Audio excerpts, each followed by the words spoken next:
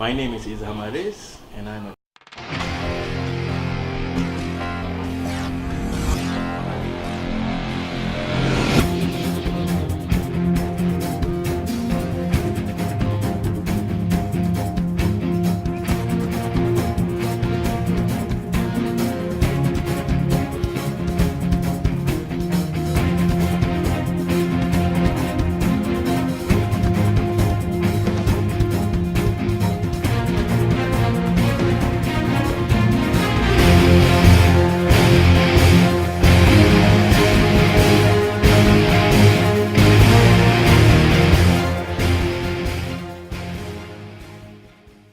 Hi, my name is Izhamaris. I'm the founder to Arcade Designs Studio. I do toy customizing as well as building model kits from brands like Tamiya, Bandai, FX, a few other things. Toy collecting has been something with me since I was a small boy, way back. I think the one that introduced me to toys were actually my parents. Uh, my first model kit was given to me when I was six or seven. I can't remember. But at that time, my mother was helping me build things. Uh, Toys in terms of, I started out with the robots. Um, my father bought me those. I think it all started from there. So how the engineering, everything. In later years, you've come to they have become a part of me, and until today. So being a collector nowadays is something that it's good because of the technology. All technology nowadays is different from the 80s and 90s. So yeah, I think we can say that I'll be collecting to continue collecting until for as long as I can.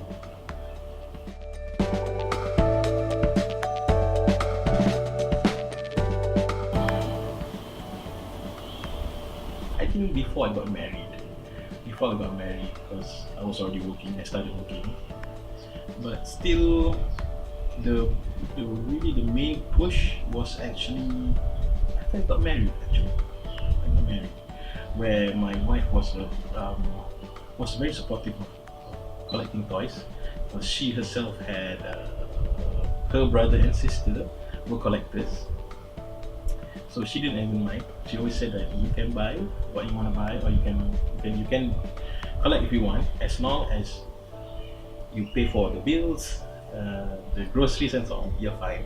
So yeah, so I made sure everything was done and paid first, then I can get some. So yeah, I got really seriously when I got married. So if you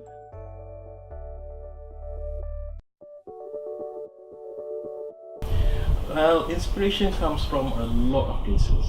For me, it can be from cartoon shows, movies, heck, even when I'm reading comics. What's up, Doc? But mostly my inspiration comes from other customizers. Uh, so yeah, I got my inspiration from a lot of places. So there's not nothing specific. Sometimes actually Google does help a lot. You know, you just type Google of a particular figure or character, and you're bombarded with a lot of photos, and from those photos it can just triggers you immediately. So yeah.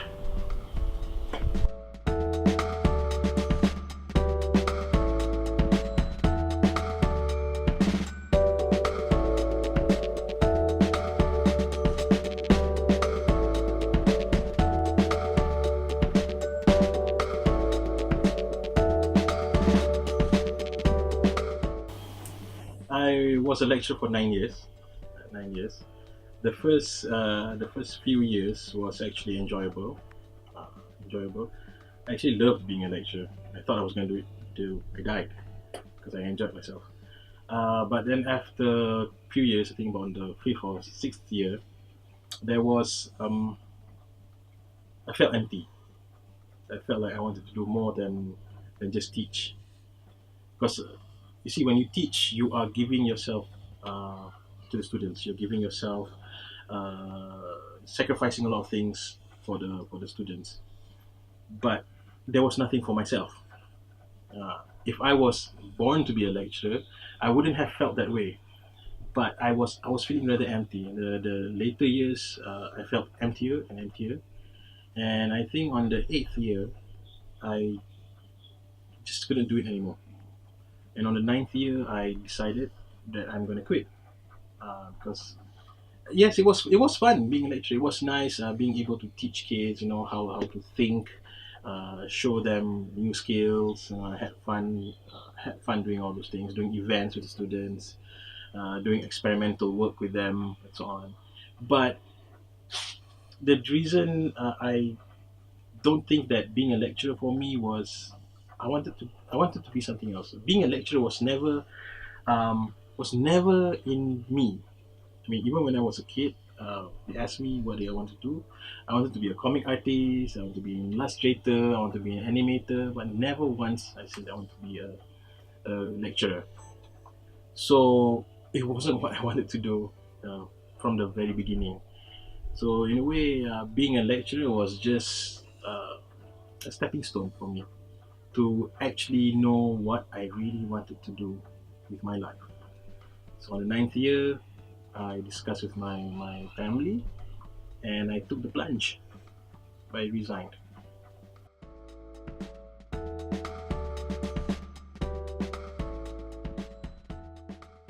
Well, it was hard. It was really hard. Collecting wasn't hard because they paid the bills. I get paid every month. It was a monthly income, so after paying all the bills and so on, I had money to buy toys. So collecting was not a problem. But the customizing, the doing commissions for people, that was the hard part. Because see, I'm staying in Puncak Alam, and working in Shah Alam takes about 45 minutes. So the traveling itself was very tiring. So when I reached home, I could only start work at around 9:30, 10 o'clock, and I had to sleep early because I had to wake up early to go to work next day. So it really hindered my timeline of the work that I was doing for people.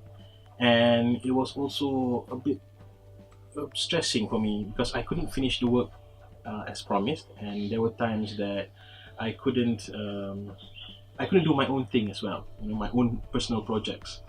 So yeah, the juggling was hard. Collecting was not a problem, but uh, the customizing, the doing the custom works, building model kits and so on, that was the hard part because you had to find the right time to do it.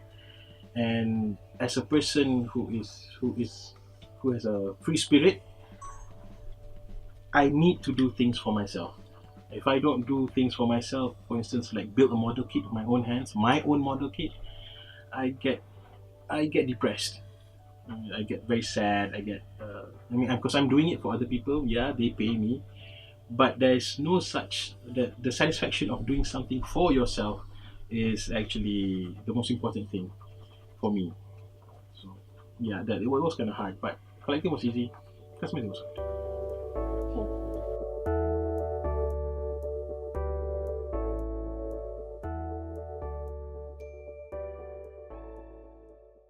Well, um, I can tell you, I'm still scared. I'm still scared till today because it's as a Muslim, I believe that risky is there. You know, especially when you are doing something that you were meant to do. I've always believed that God creates us. So agama sikit. God created us with special skills and abilities. Each individual, each human being in this world is created differently. And like for me, He gave me these gifts to be able to paint, to build with my hands, so on. And I felt I wasn't doing it justice. He gave me gifts, but I couldn't do it. So that was one of the parts that felt much easier to take the plunge to quit any job. Yes, I can teach. There's no problem there. I can teach. But I wanted to do something more than what I'm doing. So when I realized that, I guess it's just everything just came into place. So it was a big risk. It was a really, and it's actually still a big risk. I gave my timeline for myself, and I'm slowly running out of time. But I'm trying my best. I'm trying my best, and if this works out, inshallah.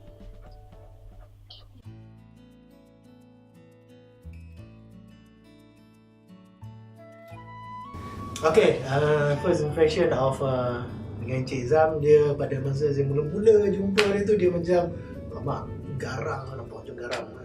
Badan dia besar macam Bowser lah. Tapi bila kita dah kawan dengan dia, okay, dia seorang yang fun loving guy, okay. Dia banyak buat joke dan sebagainya lah. Dia banyak bagi inspiration pada fellow lecturers dan student, especially student. Dia sayang student dia sebenarnya. I've known Izam for more than 20 years actually. When I was studying in UiTM actually. So my first impression at that time, he was a big kid. He was really a big kid. Okay, likes to draw, likes to play toys, likes to design here and there. Okay, but if he's angry, you better run. Okay, pada saya, dia banyak tolong saya lah dalam inisial ni dulu. Dia banyak bagi idea, dia banyak ikut saya pergi shooting, dan kami macam rapat lah. Okay, walaupun kami first time jumpa, saya jumpa dia tahun 2010, tapi selepas beberapa tahun ni saya dapati, saya ngam lah guys, senang cakap ngam. So it's like we are brothers. Kita sepatutnya semua yang brothers lah.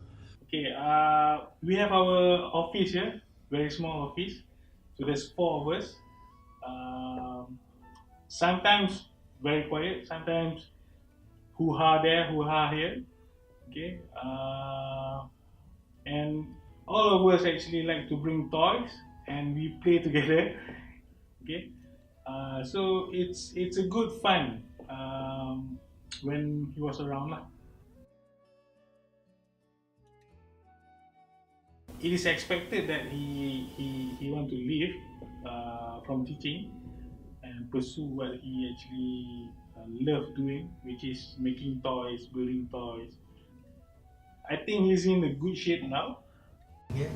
So saya mula-mula saya tak bagi. Saya one of the culprit jugalah, tak nak bagi dia berhenti kan. Aku tak nak bagi dia berhenti sebenarnya. Tapi still I support his idea. Saya support idea dia.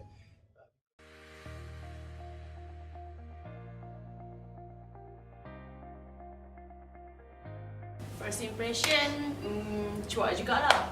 Ingat lagi masa dekat lab mana tu? Lab 3B ke 3D macam tu. Ajar basic com.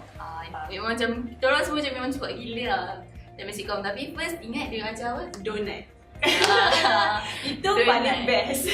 Dia kan, memang cool lah, memang best lah. Macam senang nak, bila macam nak discuss ke nak bagi dia, macam nak consult dengan dia, macam best lah. Punya idea semua memang Kita boleh buat macam bukan lecture, macam buat kawan juga. Senang nak interact dengan dia lah. Macam Ajar, dia suka bagi nasihat lah. Dia first, dia akan bagi nasihat dulu. Macam mana kau kat luar, kau nak cari macam mana, kalau buat macam mana. Tapi dia tak pernah condemn apa. Macam mana macam kau buruk ke apa, dia akan cakap. Dia cakap lepas, tapi dia bagi kita improve lah. Supaya kita improve kita punya kerja lah. Lepas dia cakap, kau mesti kau akan semangat. Betul. Mesti semangat gila nak buat.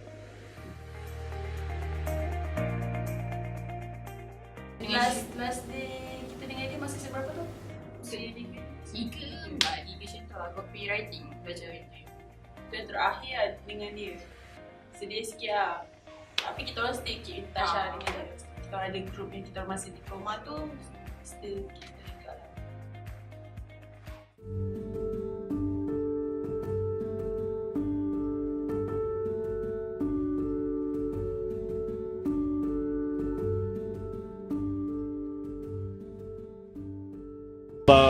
He's a very open guy and friendly guy. So kita orang senang chit-chat, borak-borak.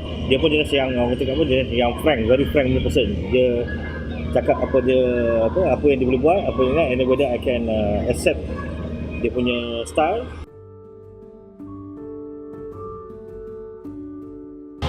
Banyak improvement lah. Macam dulu yang first time hantar tu tak bawa hasil dia. Just a simple repaint dengan ada effect shadowing sikit lah.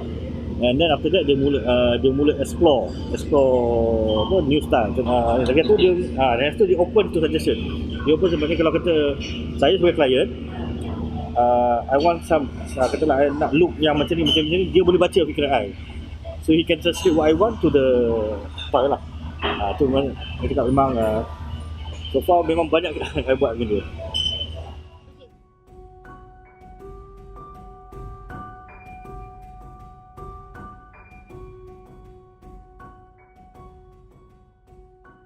Actually, that was the first question my mother-in-law asked me when I wanted to get married to him. Am I okay with his hobby? I come from a family of toy collectors, model kit builders, so I'm quite familiar with the whole toy collecting, and now I myself am also a toy collector. Because I think every kid loves toys, but he continues doing it. You know, he was creative in a way that even without the ready-made toys, he will create things from boxes and stuff like that when he was young. So we just let him go through the process, and we never really expect him to come this far, actually. I was so scared for him and his family because this is a hard time to quit your job. Everybody tries to hold on to their job, but he wants to let go of the job that he has. But he's confident. He gives us confidence that he can make it. So we let him have a go at it. But so far, I think it's working out, inshallah. I actually encourage him. I'm probably one of the person who encourage him to quit his job and pursue his dreams, because I could see he was getting unhappier at work, and he really wanted to do what he wants to do, and he actually knows what he wants to do. It's not like he's going in blind and not knowing what to do, he just doesn't want to do that, but no, he knows exactly what he wants to do. So yeah, I said go for it.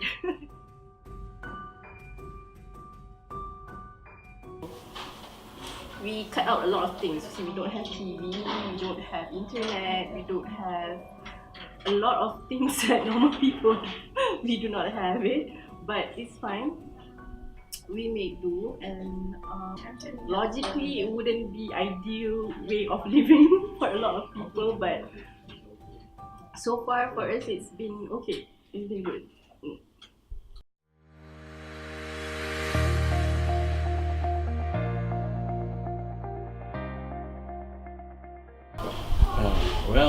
It's been first 1.5 years. The way it's happening, it's still not there yet, but I know we are going in the right direction.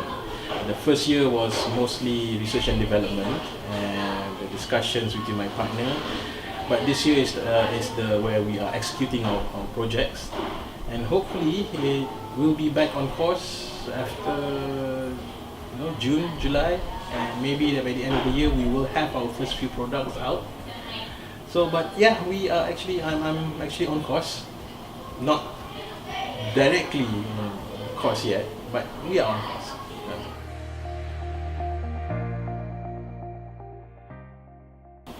Next step, work harder. Well, the next step would be just have to be moving forward and trying to find what people want, because you have to find the right market, the right people to sell your products. In the next 10 years, I hope that I can, my business will be fully automated, meaning that I will have my own workers, my own building, where I don't need to be working on the ground anymore. Mostly I'll be doing on the think tank, thinking of ideas, developing ideas, and people will be executing for me. So that's what I see in the next 10 years. Yes, it's called an empire. I would hope in the next 10 years I will have an empire. And if any of you are nice to me, you can be my workers. I'll treat you nicely, I promise. Between international and local clients, both are okay, but international clients are more versatile in terms of ideas.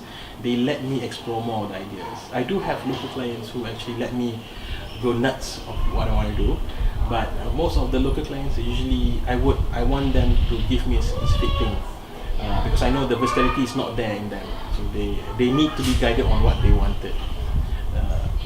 So in a way, if you look at it that way, I do prefer international clients, but local clients who are quite versatile with me,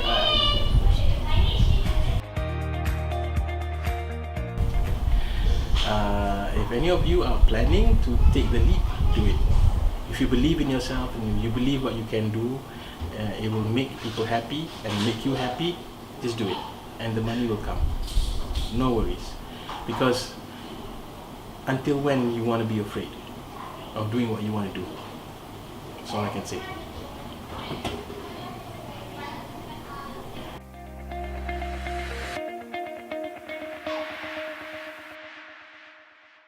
Brother, we support you. Saya support awak. Okay, so Izham, okay, go for it. Mark my words. Okay, one day you will succeed.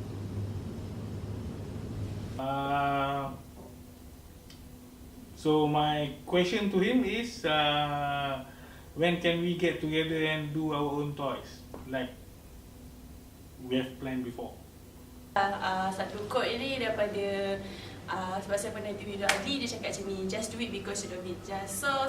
Just do it because you love it, and buatlah apa yang saya rasa terbaik untuk diri saya lah. You know, make effort, and we have to make doa, be tawakal, and insyaAllah things will work out. So macam biasa, Han jaga baby aku baik-baik. Aku nak tengok result bagus ya. Okay. So good luck for you, good luck for your family, and send my love to your kid. Okay. Okay, that's it. Bye.